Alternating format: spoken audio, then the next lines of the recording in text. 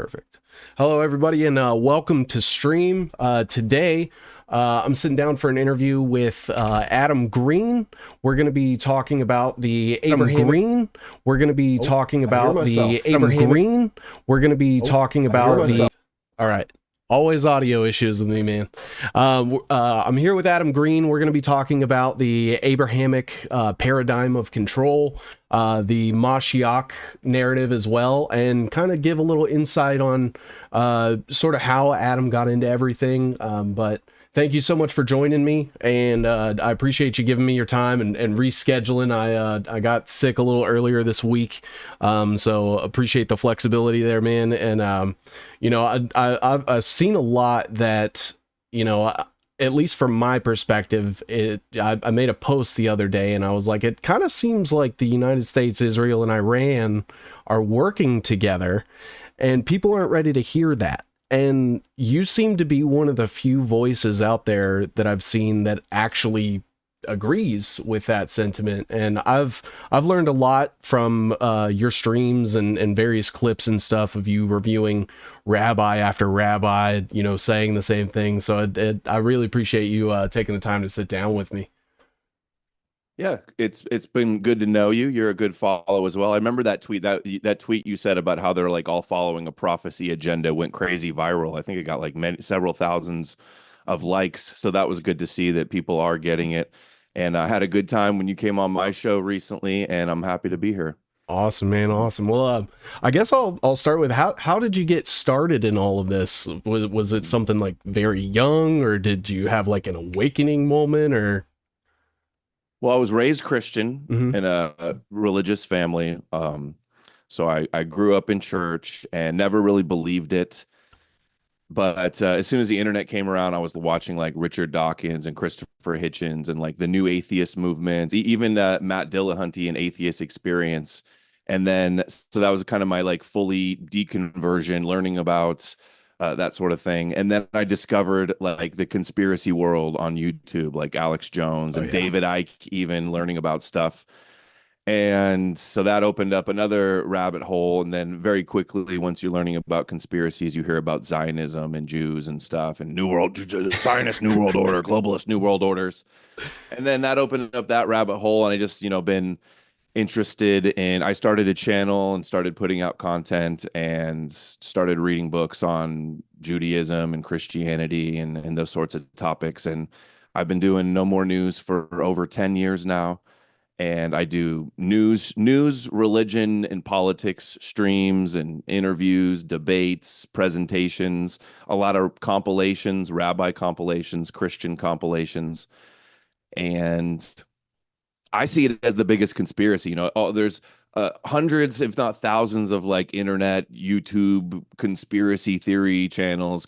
Everybody loves conspiracies, but I think the greatest conspiracy is the one that's hiding in plain sight and is ubiquitous, and most people don't even get. They think that's the answer to the conspiracies is to believe in Jesus and to stop the Satanists and the Luciferians and stuff, but the conspiracy is like on everybody's bookshelf, and the churches and mosques and synagogues are on like, the center of every city and town.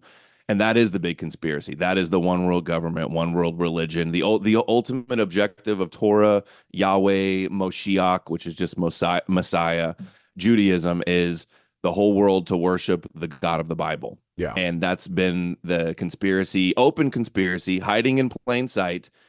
And everybody wants to call everything a conspiracy, flat earth, but you name it, but they don't want to question that for the most part.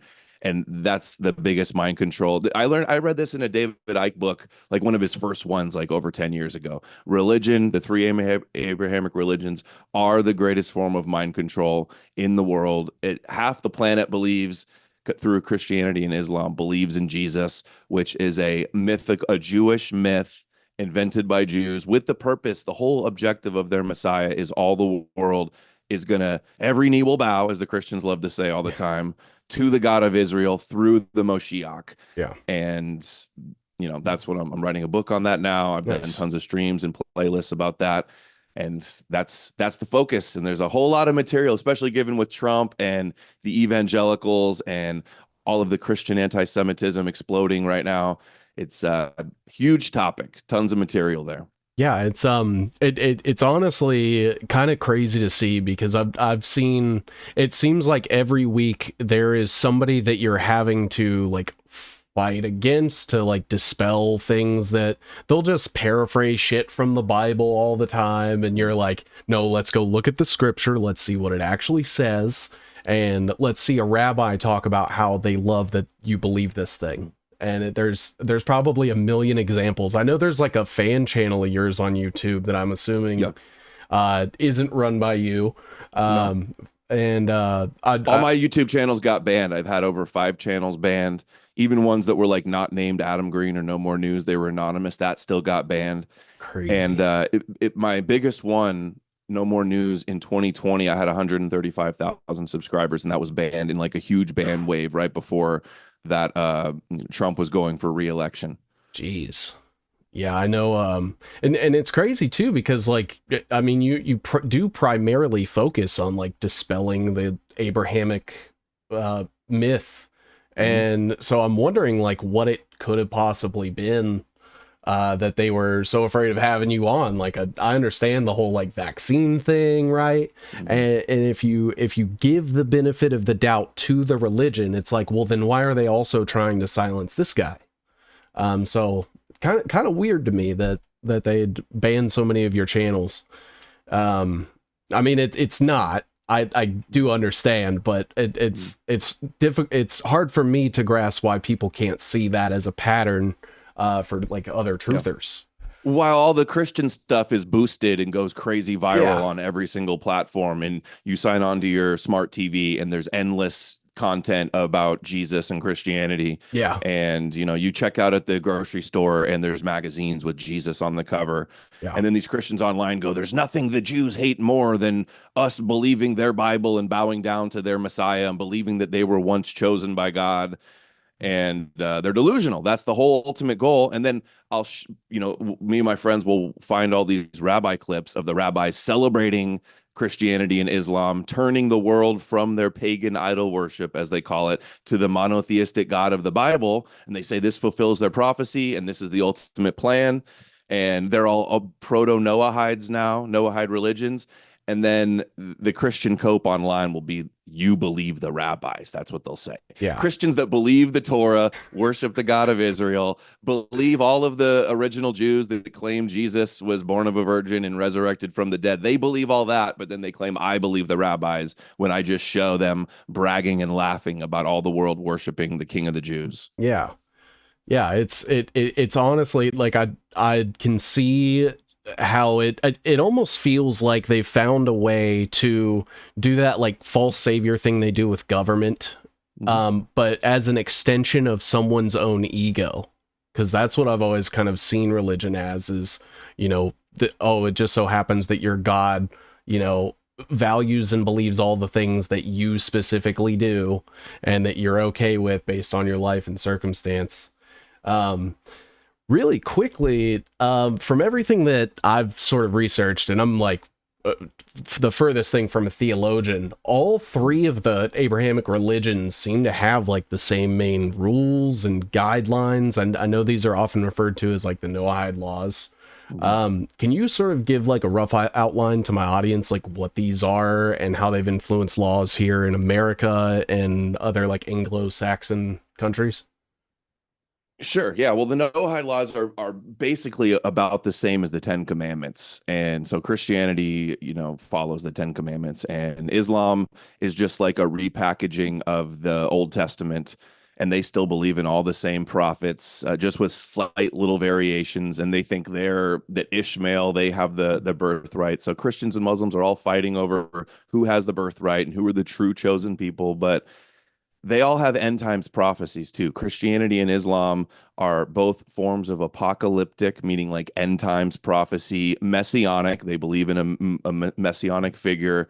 Judaism, they're spin-offs of Judaism, they're antithesis of Judaism. And they all have end times prophecies that like align and converge where they're they're dependent on Judaism's prophecies being fulfilled first. Mhm. So Christians believe that before Jesus returns, the second coming of Jesus, that there has to be an antichrist and a third temple and a mark of the beast, which is just like worldwide control from Israel, basically, which they're working towards with tech dominance, in the last few decades.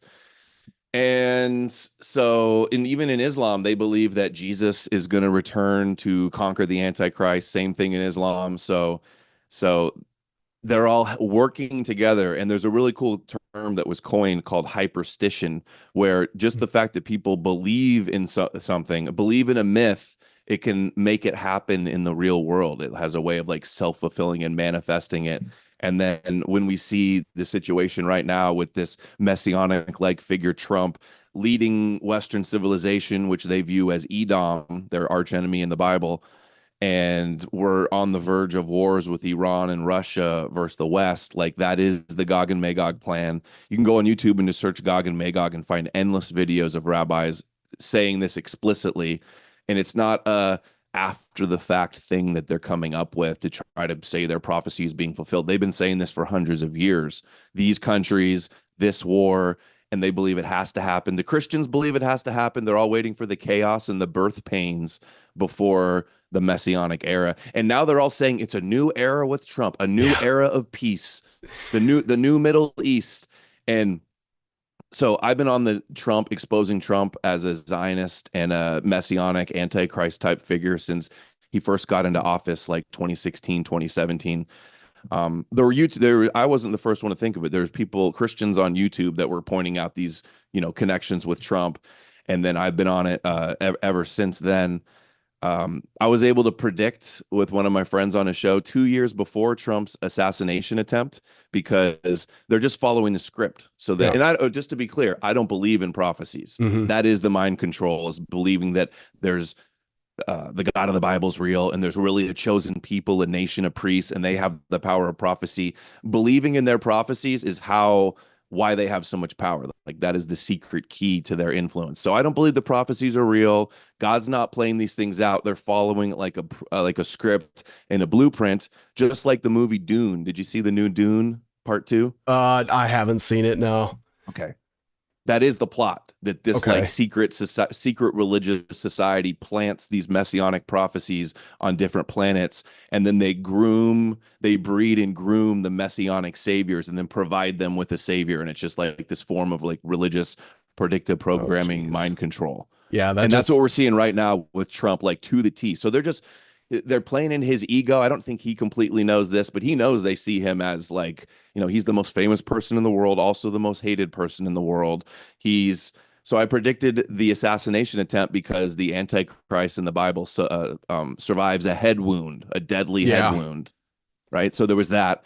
And then it was obvious that nobody else had a better chance. Once he lost in 2020, I thought he was going to win because he didn't do the war with Iran and they weren't done with him and he was their guy. But I had been predicting all along that he would be back for a second term, the resurrection, the second coming of Trump, right? And that he would come in under tons of persecution, and then he would be sold as the savior. He's going to save us from World War III. He's going to come in and bring more Abraham Accords, more peace to the Middle East. I've been predicting still, and they're just in the news again. They're talking about a two-state solution, that there's going to be a covenant of the many, like the Antichrist is supposed to do. It's supposed to last for 3.5 years, and then it falls apart, and then the end times wars happen where the East and the West destroy each other, and then Israel rises up and then has their messianic age with complete control. So if they have their way, that's where I see things going, following the prophecy script. And then all the Christians think it's God's plan. When Trump had the assassination attempt, they said he was saved by God to save the world. And Trump even regurgitated that. And then now they say, like, he's saving us from World War III, and he's saving Christianity, he's saving Israel. If you thought he got a lot of awards from the top Jewish organizations in the past and bragged about being the greatest president of Israel, just wait till the next few years. It's going to be way overboard. Oh yeah. Like a lot of people don't realize everything that's happened. We're like, what is it? 1/8 of the way through his presidency right now. Oh, well, it depends. He keeps teasing the idea that he's going to run in 2028 and be a dictator forever and stuff. Yeah. In fact, there was another clip of him just today. Somebody in the crowd said, Trump 2028. And he's like, I like that guy. Yeah. Who's that? I like that guy. He's always been, teasing that idea. But, there's 3.5 years more. So, and I saw in the thumbnail, they have a big picture of him on the overpass in Israel where he's at the center and there's 12 people in the picture like he's in the Last Supper. Yeah. And there's been so many things like they're just trying to mimic him as the new Jesus, basically. Yeah. He laid down his life. He's being persecuted. He's sacrificed his life to save us all. And they do see him as a messianic figure, the Christian Zionists, the QAnon people, and the rabbis. Yeah. In Israel. Yeah, it's I mean, even seeing like Saudi Arabia and Egypt sort of like fall in line now that Trump's taken office, and he's like brokering deals with them. Even the Islam side of it is in on the plan, and they want the descendant of Muhammad and then Jesus to come back, and because it's all promising that same thing that Q does. We're going to have freedom. We're going to eliminate the deep state. There's going to be salvation in the golden age world to come. And it's honestly, if it didn't cause so much damage to like getting to the truth and people's like ability to have their own reign over their own lives and free will, it's been going on so long that it seems like it's almost impossible to like root it out. And I really commend you for like the debates that you do and the things that you try to dispel and stuff. Cause I mean, this we're talking thousands of years of, I think we've talked before about Eusebius of Caesarea and like his role in the Roman Empire and like grooming Constantine and stuff. Do you think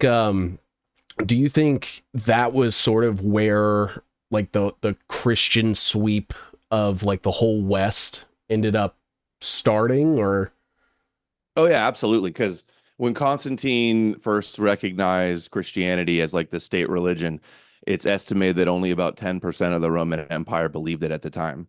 And then within a few decades with Theodosius, another emperor, they outlawed paganism, and Christianity became the official religion, and Judaism was still allowed too, by the way, but they outlawed paganism.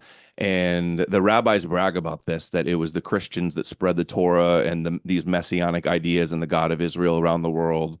And so yeah, that's definitely the time, undoubtedly. If Constantine, and it was a top-down thing that was imposed in coercion, in force. It wasn't a grassroots thing. It wasn't a miraculous thing. Yeah. And Justin Martyr, even in Domitian and Justin Martyr, some of the Roman emperors tried to squash it, but they got, they died in battle or they were overcome. And it's very unfortunate because now this Abrahamic Judeo mind virus has consumed half the world. And now we have these three major religion end times death cults that are like leading us toward like inevitable disaster under the guise of peace too. In the Bible, it says when they say peace and security, that's when the end will come. So it's like even people that try to have peace, they say it's the Antichrist. And now Trump he's been obsessed with being this peace candidate for decades. Yeah. There's an old magazine of him talking about peace. I think he's been talking about Israel and Palestine peace, but also like Cold War peace as well. And he was on the magazine holding the white dove.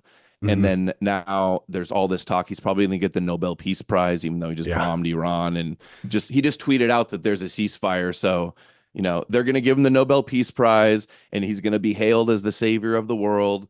And everybody's going to worship him, as if he was God and a Messiah. Also, I haven't mentioned the Third Temple yet. There's a lot of talk about him being involved. He moving the embassy to Jerusalem was just the precursor to rebuilding the Third Temple there. I really thought with this Iran war thing that the Dome of the Rock could have got blown up. If they're going to do it, that would have been the perfect opportunity, right? Yeah.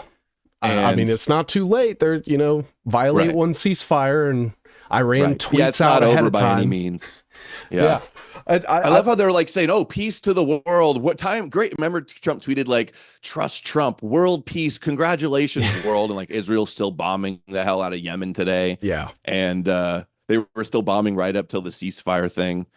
And it's just insane. But and also, if you notice, so Trump's like the biggest pro-Israel president ever. Gets all Yeah. the top awards. They call him the Messiah. He's going to bat for Netanyahu and saying he should have all of his corruption charges brought. But then they're holding anti-Semitism hearings in Congress, calling Trump like the biggest anti-Semite and the next Hitler. And I went to the protest a couple weekends ago, the No Kings protest, and Oh like yeah. every single sign was Trump's Hitler, Trump's a dictator, he's a fascist, they're all Nazis. And it's just, what world are these people living in? He's passing anti-Semitism laws and anti-boycott laws and sending so many billions over to Israel. And he's brags about he winning prime minister in Israel. He'd have 98% support. So it's just like, no Yeah. help from the other side. Yeah. But they benefit him from both ways, being the Shabbos Noahide, giving Israel everything they want, but then also they benefit from the victimhood. So hyping up Trump as the evil Nazi-like Hitler dictator of America and the leader of the Christian white nationalist anti-Semites. Like that's the narrative that they want, the rise in anti-Semitism before in the pretext and justification for the destruction of the West in America, which they view as Edom. And at some point, there very likely could be some scripted, like Trump turns on Israel, Trump abandons Israel. Even if he's still giving them everything they want, that'll be the narrative. Yeah. And that'll be the narrative that they use to like openly abandon us or betray us. I say. And then the war hits out and they'll leave us for Russia or China or whatever, and then we get destroyed. They pull our 40 trillion in debt, they pull the rug, and because that is the ultimate goal in Judaism. Yeah. It's not to destroy Iran, it's to have Edom fall. Yeah. All over Kabbalah, all over the Talmud in Judaism. Rabbis saying this, so many clips of rabbis saying this. The West has to fall for Israel to rise up and have their Moshiach rule the world and have their messianic endgame. Yeah. Yeah, absolutely. I will say it. I do think it is a little ironic that they happen to like call Trump Hitler, because I feel like if Hitler never existed, would we actually have Israel right now? I mean, I'm sure they would have possibly, because else, there would have just been somebody else. Like even without him, they had the argument that the Christian anti-Semitism in Europe, they could never be at home there. They needed to have their own place. So it's weird. The Christian anti-Semitism in Europe, that was the justification for them having their Israel, and they can't live in Europe and they have to return to their homeland. But also the philo-Semitism in the Christian Europe, where many Christians believe that Jesus won't return unless the Jews return to their homeland. And so both ways it helped. And it's crazy how they frame it to where, hey, you'll get what you want after we get what we want. Promise. Trust the plan. Yeah, trust the plan. exactly. When you lose, you win. Yeah. Actually.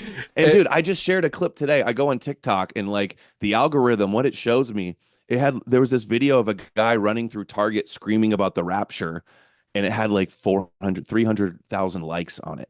Jeez. So these people are ready for the end. So after Israel and Trump bombed Iran, there were so many videos on YouTube and the internet saying, this is it. This is the end times.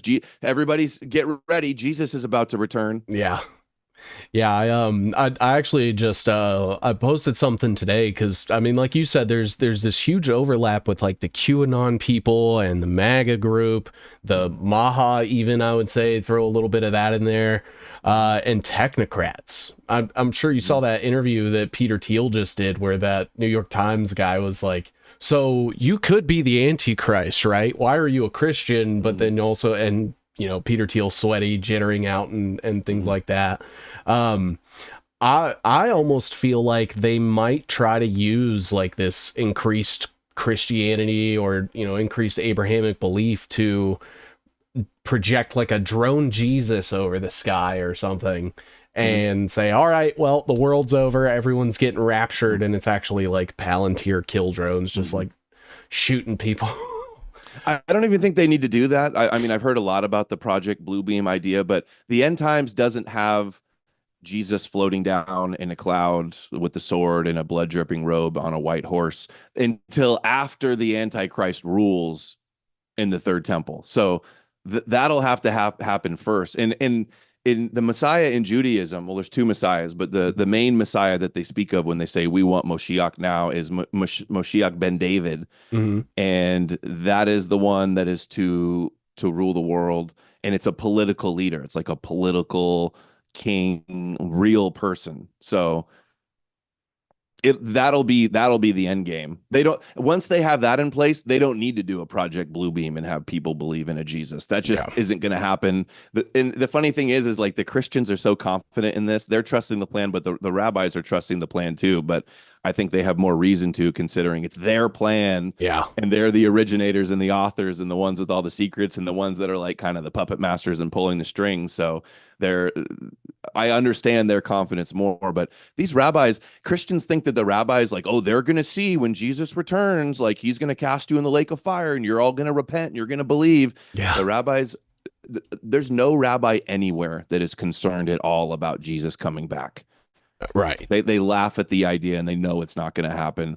And they're just laughing at these Christians thinking that they're suckers falling for this fake religion that completely plays into their hands. Well, that's what they actually think.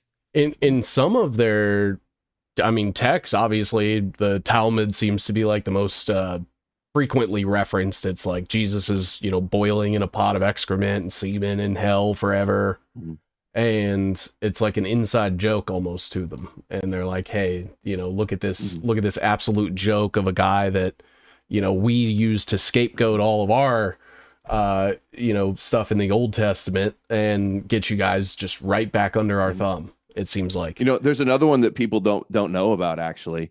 I've never seen anybody talk about this. It's in this book, The Jesus the Jews Never Knew. It talks about how the Talmud and the Toldot Yeshu, which is the Jewish secret life of Jesus book, doesn't have a historical Jesus in it. It's not proof of a historical Jesus, but in the Talmud it says, if a man says to thee, I am God, he is a liar. If he says, I am the Son of Man, which Jesus says he's the Son of Man, in the end, people will laugh at him. If he says, I will go up to heaven, like they claim he ascended to heaven, he shall not perform it. I am the Son of Man. If he says, I am the Son of Man, in the end, he will regret it. And you look at if Jesus is the Son of Man, if anybody wants to see the smoking gun on how Jesus is a mythical deception to conquer the nations, look up the Son of Man in Daniel 7, and then look up what it says about the Son of Man in the book of First Enoch 46 and 48. It's all about conquering the world. Okay. Having every knee bow, the Gentiles will put their hope in him. It's not even like hidden at all. It's in your face.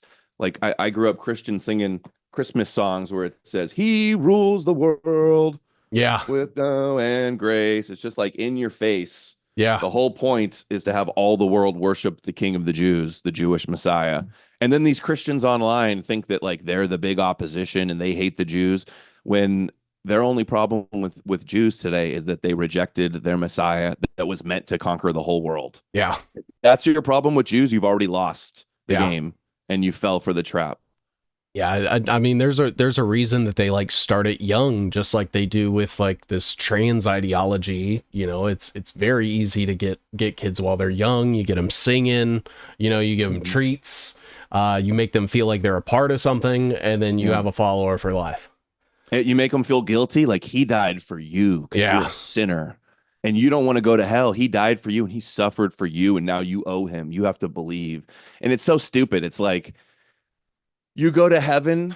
It's the carrot and the stick approach. Like you go to heaven if you believe in the magical Jewish prophecies. Yeah. If you believe in the blood atonement ritual of a guy that died 2,000 years ago, now you're forgiven for the bad things you do.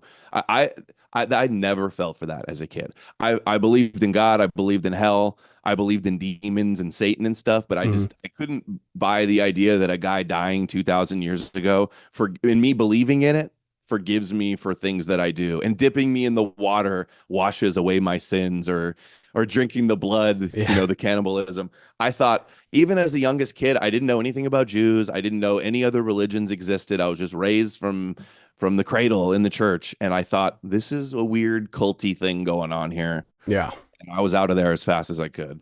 Were Yeah. you raised Christian too? I assume you were. Almost everybody was. I feel like. Yeah, my family was Southern Baptist, I think, and they weren't specifically like I had to go to church and all. I actually like, when my parents would get into fights and shit, I'd like go to church with my friends to get away from my house. Yeah.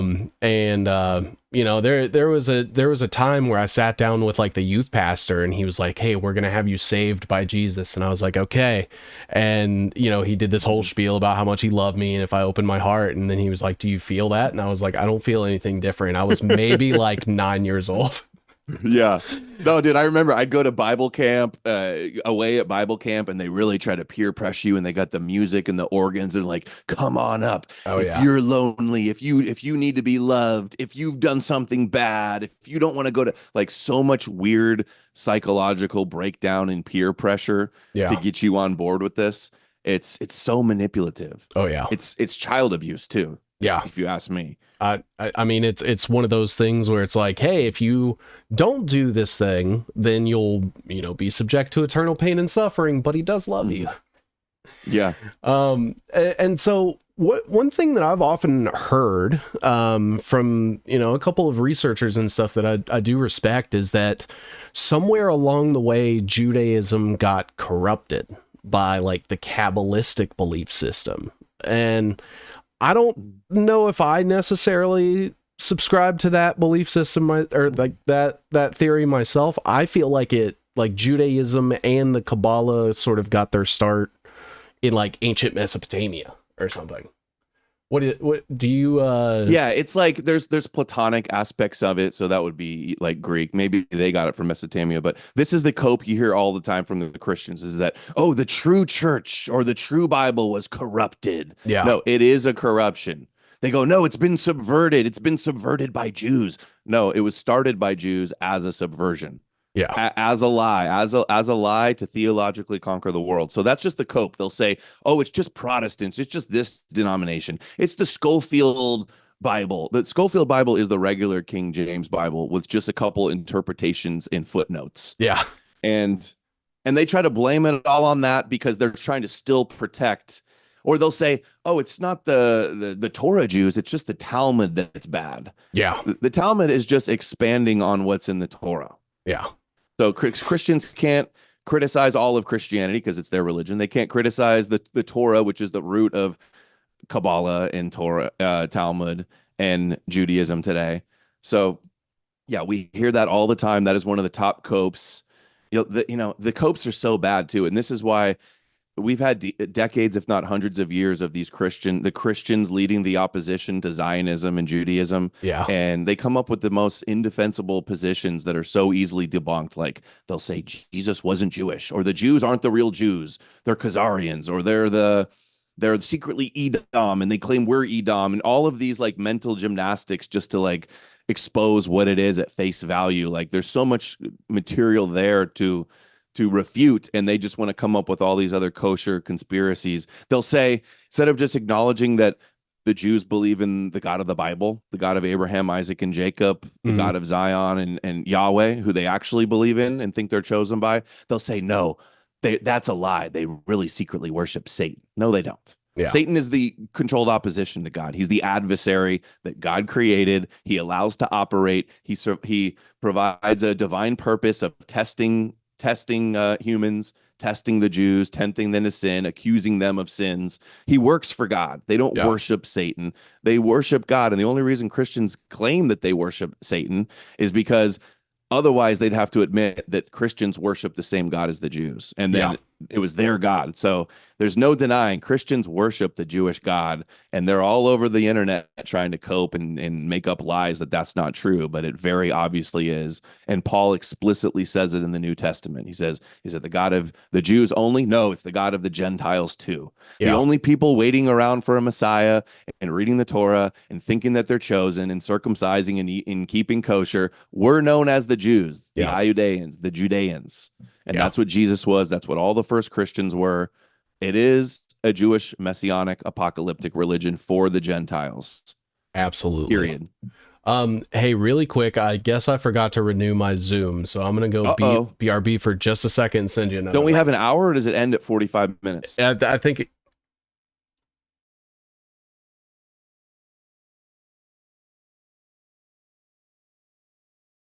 oh fuck.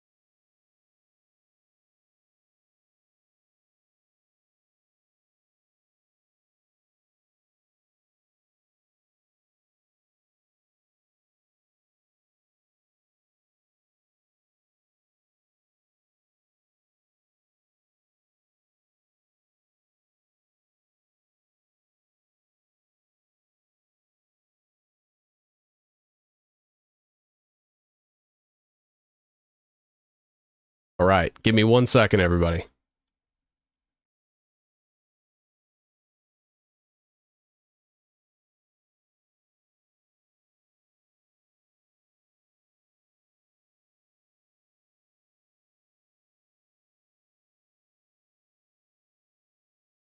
All right, I'm back. I just sent the link over. This is entirely my fault.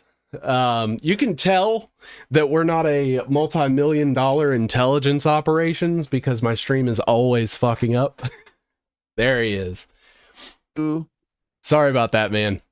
No worries. I saw the countdown come up and I was like, oh shit, I forgot to pay that. So I was like trying to update my card details while I was listening. Is it 45 minutes? That's what it gives you for free? Is 45? Yeah, I think they cut it down specifically for like hour-long podcasts and stuff. But yeah, much to your point, like what you were saying about the Satan being controlled opposition, I just see that as like the deep state Democrats, you know, and drinking the blood of the kids and Hillary Clinton, George Soros.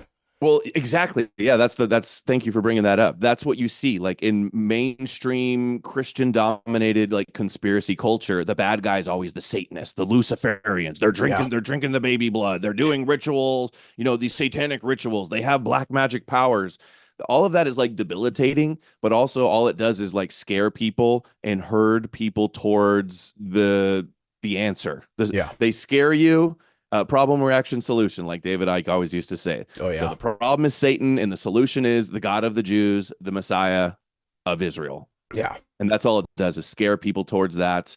And I even see, you know, Ian Carroll even though he's not a Christian, he says this. He goes, like when they had the Olympics thing, they're like, "Oh, I don't want to believe that there's a satanic cult that runs the world and that hates Jesus, but it really seems like it. I'm going to go buy a Bible." Yeah. Like, stop grifting off these Christians, Ian. Yeah. You know it's it's Jewish mythology and nonsense. You know, a virgin didn't raise from the dead and walk on water and do all this made up stuff. Yeah, it's honestly been hilarious to see, just speaking on Ian Carroll just for a second, because I know you kind of call out his bullshit like I do, but just looking back in retrospect from like the last year of things that he's talked about, wrong about JFK or RFK, wrong about Trump, wrong about JD Vance, didn't know who Peter Thiel was, thinks that they're gonna coup Israel. Mm-hmm. I'm like, this guy's like the Jim Cramer of truthers. Yeah, it's insane.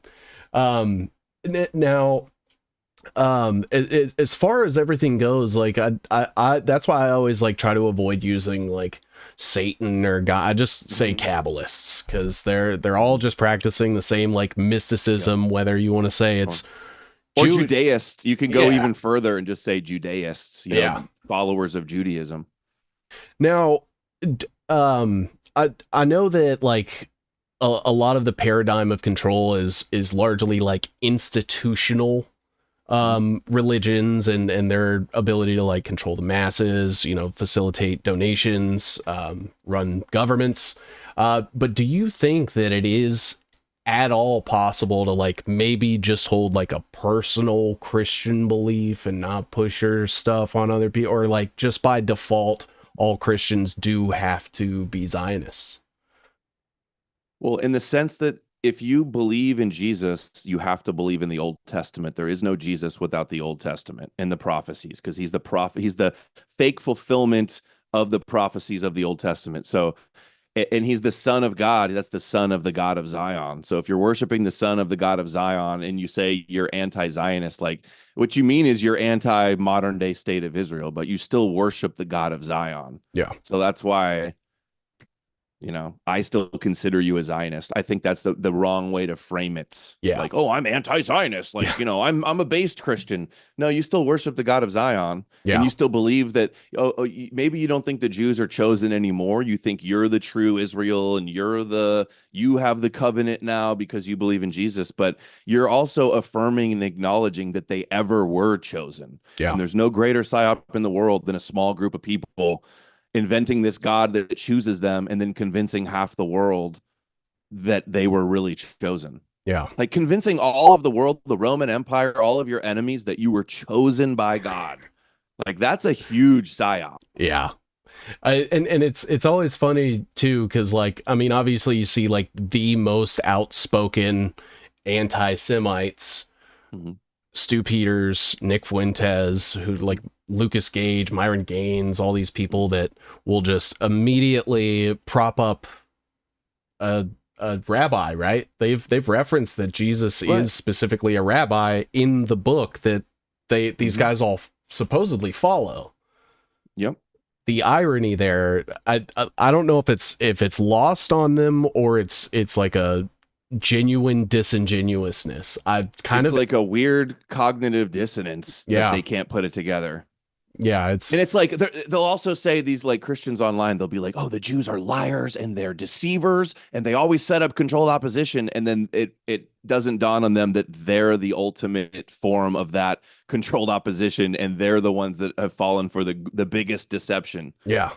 The whole point of the Messiah was to conquer the nations, which is the Goyim, and then now you bend your knee to that Messiah. Yeah. And they can't put it together. And then they call us Jews if we say, no, it's a trap. You're worshiping the Jewish God. They go, no, you're Rabbi Greenberg. Yeah. They go, there's nothing more Jewish than rejecting Jesus. Like, no, there's nothing more Jewish than believing in a Moshiach and believing that the Jews were ever chosen and believing in the Hebrew Torah. Yeah, because I mean, at the end of the day, just the very acknowledgement of Jesus acknowledges the exact same God that the Jews believe in. And they go, no, they hate Jesus. This is such a weird, like, reverse psychology. Because the Jews hate Jesus, you should follow him. Like, okay, they know that. They know that's how the human psyche works. So all they got to do is reject him, and then all the Goyim bow down and say, oh, we worship you now. Right? It's like as simple as that. Yeah. Light switch brain. And they go, oh, the Jews hate Jesus. They hate him. They killed him. It was all Jews that were the first believers in Jesus. Yeah. They were arguing in the Bible on if Gentiles had to convert to Judaism and get circumcised before they could even be Christians. That's how Jewish it was. Yeah. Peter, the supposed first pope and Jesus's right-hand man, got scolded by Paul because he wouldn't sit at a table and eat with Gentiles. That's how supremacist and Torah observant he was. That's insane. Jesus said, no, the gifts are for, the blessings are for God's chosen people, and the Gentiles are like the dogs getting the scraps at the table. Like that's the sloppy seconds that Christians want. You're following their rejected Messiah. But to say that like the Jews hate Jesus when it was all Jews that were the first followers and spreaders of Jesus, I don't know, it just goes right over their head. They don't get it. Yeah, it's insane to see the, like you said, the cognitive dissonance. And so I have a weird question. Do you think that Jesus was just like this regular guy that this mythos got like dumped on, or that he literally, like, there was no guy, mystic or not, that ever existed? Like, is it a complete fabrication? Mythicist. Okay. Complete fabrication, whole cloth fabrication.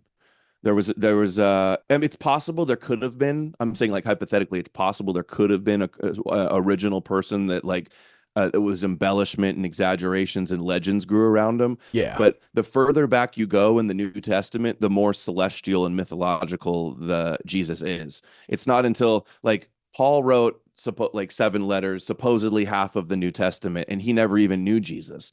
And he says explicitly, how did he learn about Jesus? Was not from any man, not from any legends or oral teachings. He learned it from reading scripture, reading the Old Testament, and from revelations, meaning he was a mystical Jew.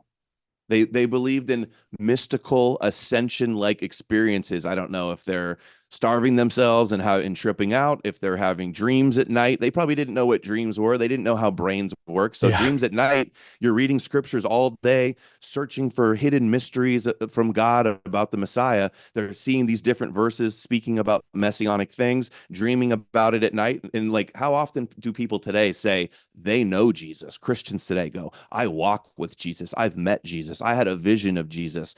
Jesus came to me in a dream. So if people are doing that today, they'll say, I'll die for Jesus. That's how much they know he's real. They never met a historical figure. You'll do that today. That's what they were doing in the first century. Okay. So they were, and Paul even says, he describes what a revelation of Jesus is like. He says he was caught up into the third heaven of paradise where he learned the mysteries. So this is describing a ascension Kabbalistic experience of a heavenly ascension mystical dream. Basically, it's the same thing you see in Enoch and Ezekiel's chariot, later on in Kabbalah. That's where they in the ascension of Isaiah. Anybody that doubts this, the Christians will say, oh, all the scholars agree, and even Bart Ehrman, the atheist, agree. Don't listen to that fallacious argument. Read Richard Carrier's book on the historicity of Jesus. Read Nailed by David Fitzgerald. Read Bart Ehrman's book. Actually, when you dig into the debate on the historical Jesus, it is very obvious that they claim like, oh, you can't even dispute it, or you're a flat earth kook in a conspiracy. They're lying. They're lying. The evidence for historical Jesus is poor, piss poor, awful. And so the text that serves as like what is supposed to be the foundational evidence then posits the idea of Jesus before the supposed virgin birth. That doesn't. Oh yeah, that's crazy. Paul's letters never mention a virgin birth or Mary or Judas or Pilate, and Paul never places Jesus unambiguously in any earthly context.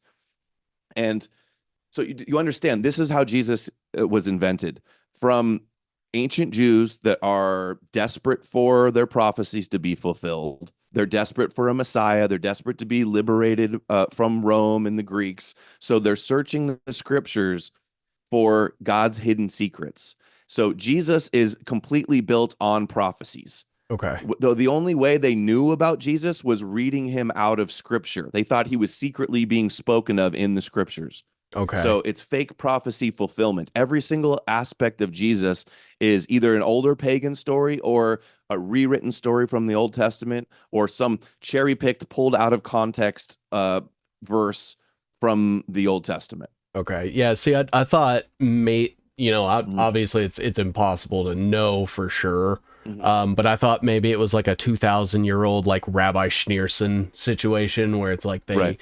deified this just like regular fucking Yeah. guy who went around Mhm. like preaching the gospel or whatever. But Yeah.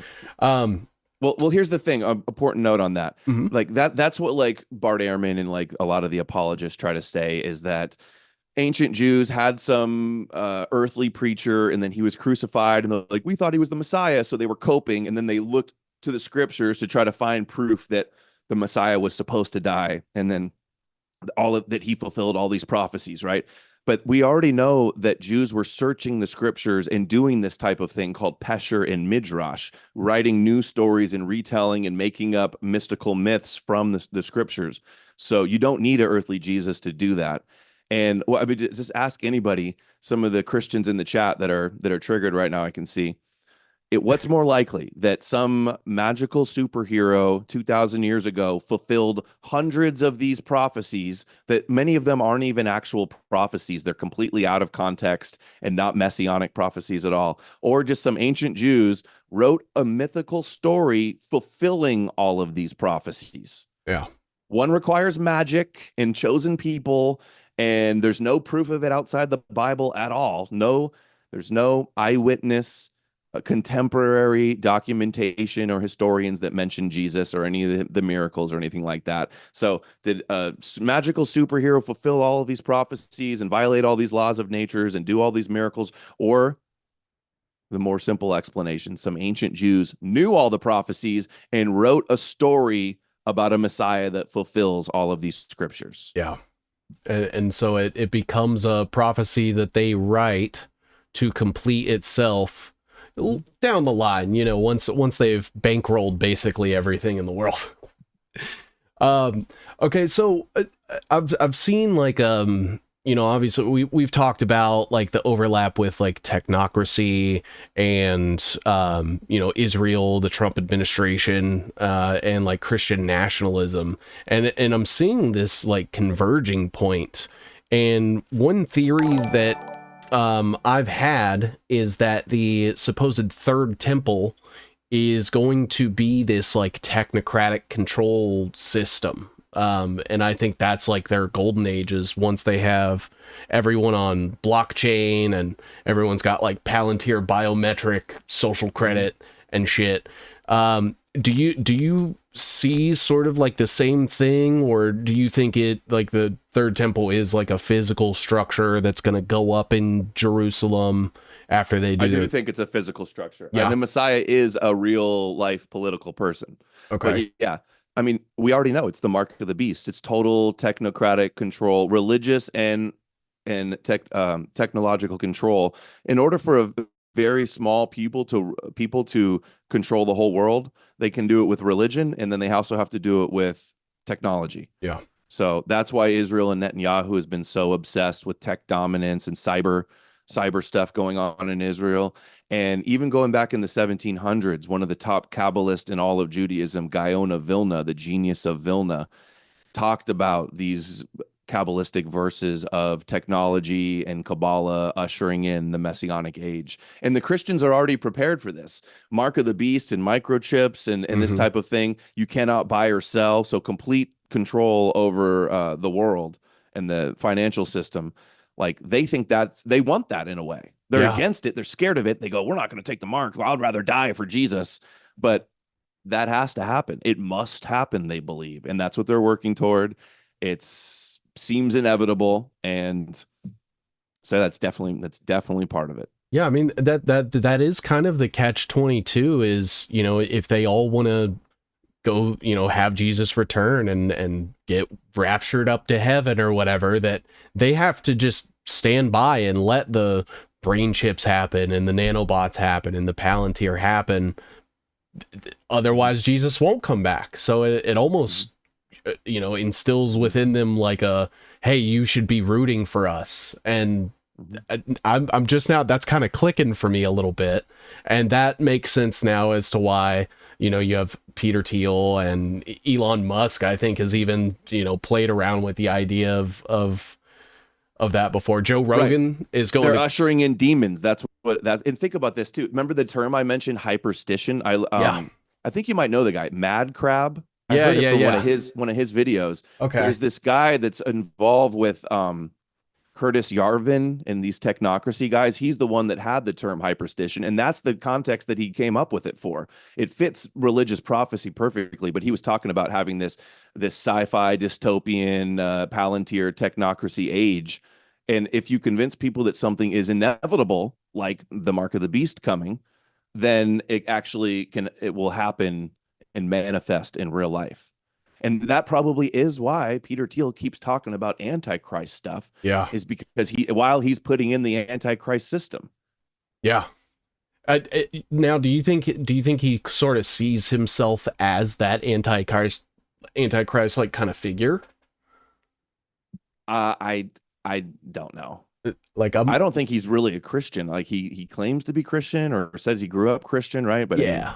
he's Yeah. gay, so how really Christian can you be? Yeah, absolutely. And so yeah, I don't know. I don't think he really believes in the religion, so he wouldn't think of him as that type of figure. But he sure brings up the Antichrist stuff a lot. That could be maybe a Nietzschean thing. Also, Yeah. Nietzsche has a book called Antichrist. That might be why he's referencing it. But he knows what he's doing. Yeah.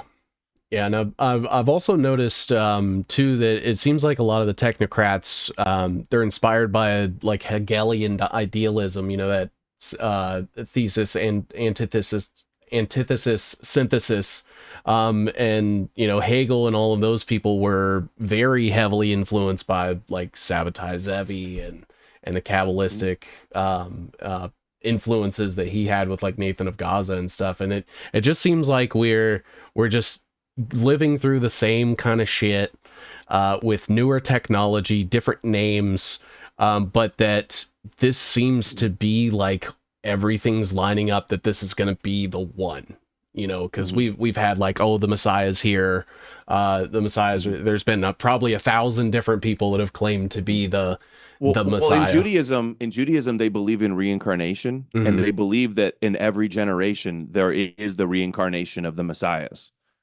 Okay. So and really that works, that it has this like overarching like roles to play. So in every generation they can find somebody, or people can willingly try to like fill these roles on their own. It's like an archetype that they can play into.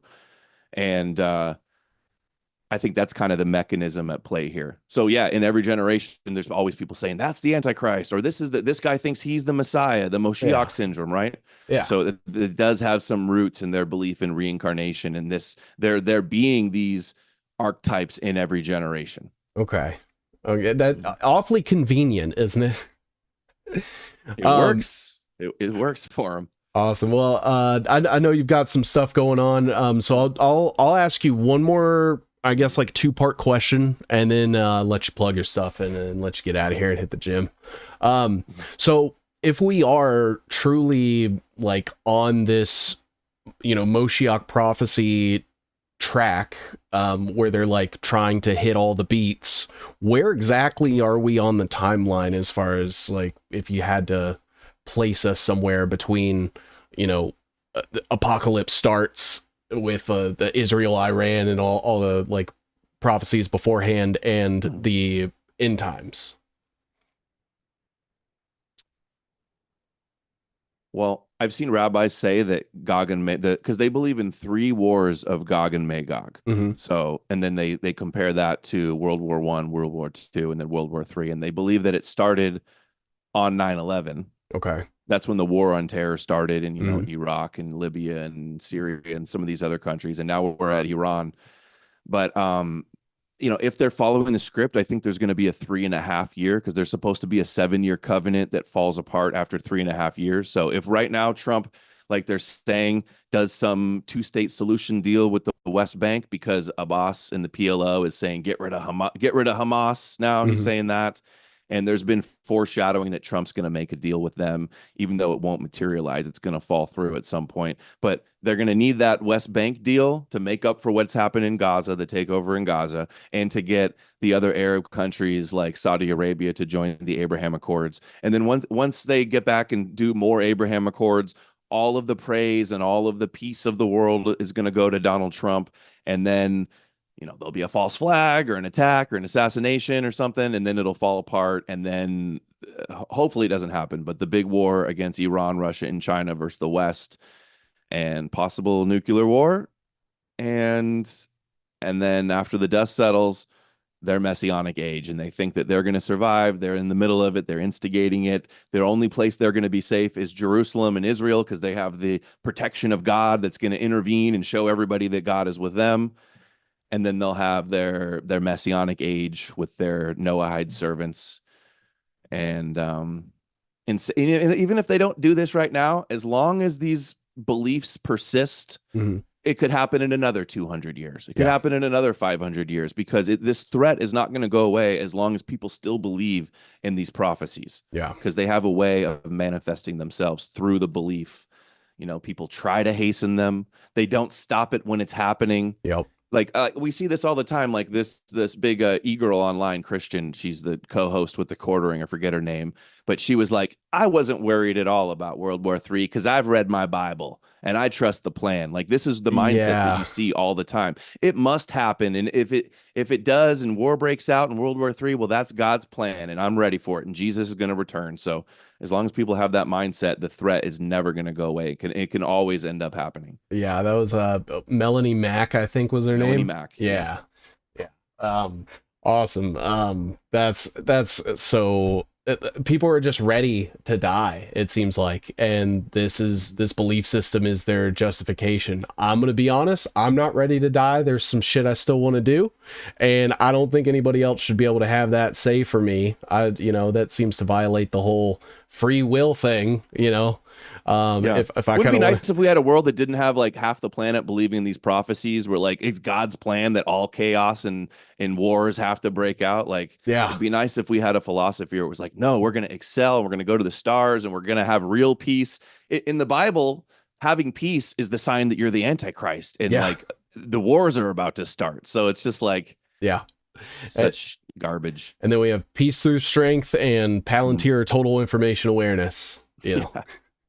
Awesome. Well, Adam, I'm gonna let you go, man. I appreciate you giving me your time. I'd love to have you back on for a repeat episode to really kind of drill into some of these details and stuff. But tell everyone where I'll come back on once you come back on my show again soon. We'll do another one soon. You got it, brother. All right. You can find me nomorenews.org to find all my links. I stream on Odyssey, Rumble. I'm on Twitter and Telegram. I got the fan YouTube channel. If you're a YouTube only person, go to Adam Green fan page to find that, and all the links at nomorenews.org. Appreciate you for having me on. Good, important talk. Absolutely, man. And thank you again for fighting the good fight, and we'll see you next time. You too. Big fan of your work. Keep it up. Likewise. Thanks, man. All right. Take care.